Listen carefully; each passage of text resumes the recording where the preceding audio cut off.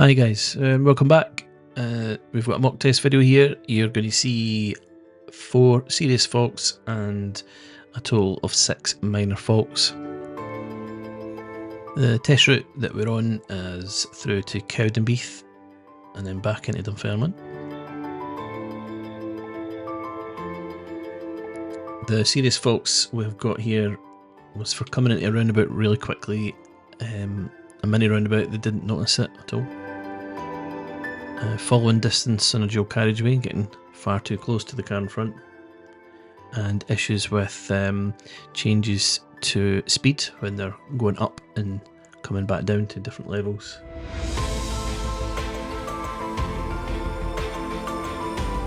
We've got a build up in mirror faults, missing a blind spot when they were moving off,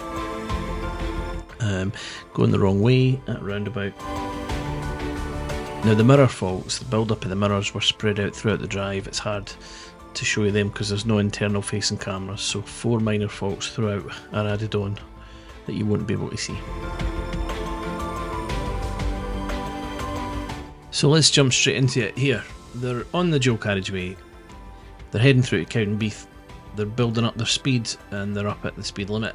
It's all good. Now look at the nice gap they've got between them and the car in front, but it's getting smaller and smaller and smaller, and they're getting too close. Now you've got to be on a dry day at least 2 seconds behind the car in front, and at this point I had to explain to them, we're getting too close, hold back a little bit. So that was the first fault, serious fault.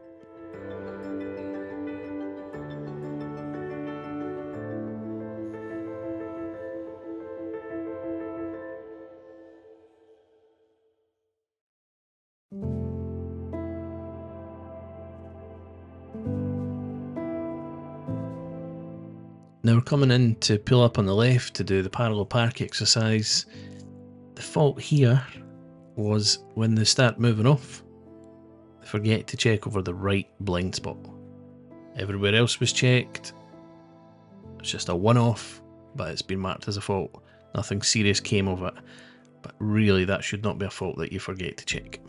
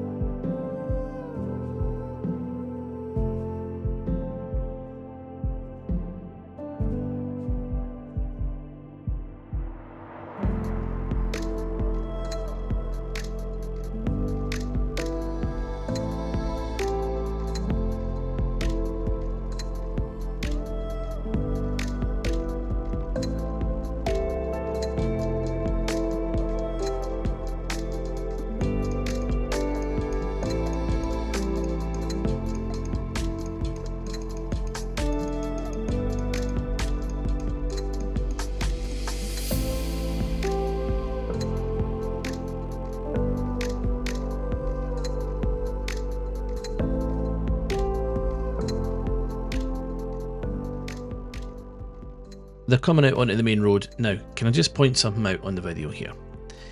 There's a mini roundabout in front of us, and it's not easy to see on the road, but there is a sign there, and the learner doesn't see it. And that is where I have to put the emergency brakes on. Serious fault. Now, I think because that felt a little bit dramatic, the instruction here was to turn left, and they ended up starting their left turn, and they just got a little bit confused and muddled up, and they ended up going straight on. Nothing serious about going the wrong way there, but it just shows you that if you've done a fault, especially a serious fault, and your examiner has to take charge, chances are it's going to be quite difficult to continue on without losing concentration, but you've got to try. So use the signs roundabout. You don't just wait to see what the road markings are saying. If you see there's a sign for a mini roundabout, plan ahead, get checking the mirrors, and slow down in plenty of time.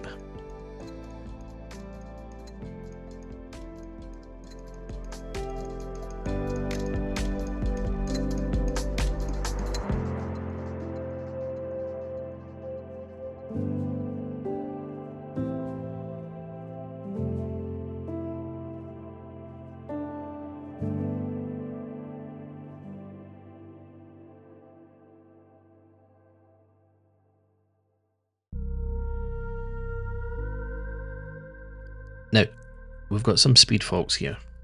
Let's have a look. You can see that we're entering a 40 miles an hour zone. So, we'll put that up on the screen, top left. Now there's no real issues at all with speed coming around here, and we'll bring it up on the screen. So at the moment it's in green, it's all good, it's fine. Now at the top of the hill this goes into a 20 miles an hour zone. I'll try and highlight that on the screen. You can see the signs there on the road and on both sides. Now what happens is the pass through, I've paused it there, 26 mile an hour, but you're still in a 20 zone until you pass it. 26 in a 20 and slowing down after, you're going to get a serious fault for speeding.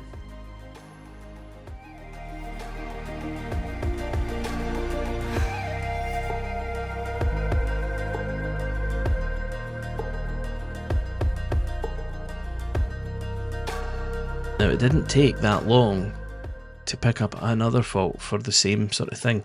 At the moment we're in a 20 mile an hour zone. There's the limit up the top left, there's the speed of the car at the bottom, it's green, it's all fine.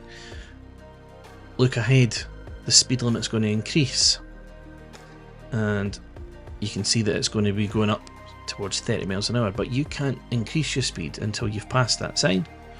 So let's freeze frame the video here. We're doing 25 miles an hour, we're still in a 20 until we pass the 30 sign. Another speeding fault. So let's just sum up here.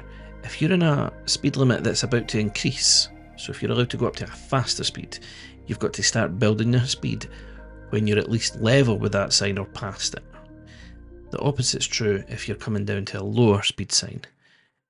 You've got to get the speed down to the new speed limit before you get to that speed sign.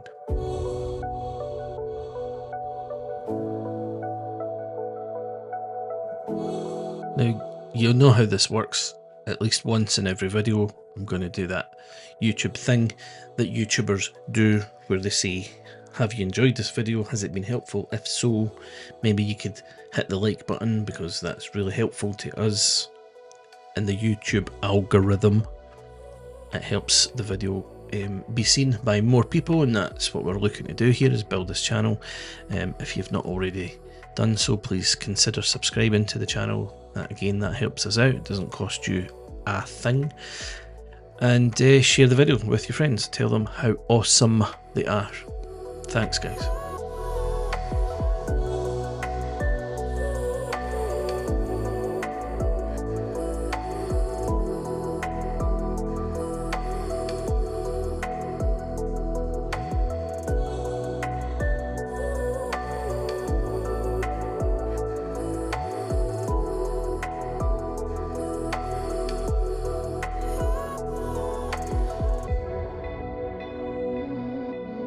So from here on the independent drive, the learner manages to get back towards the test centre.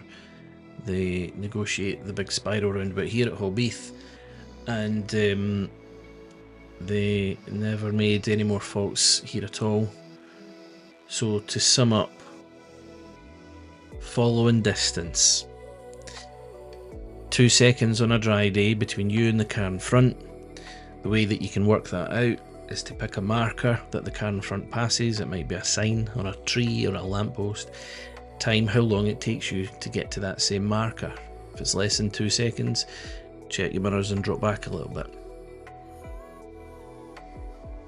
Mini roundabout, or any roundabout, you've got to find the signs, you've got to know it's coming, and you've got to prepare and plan ahead for it. Unless you want your instructor or your examiner jumping on the brakes.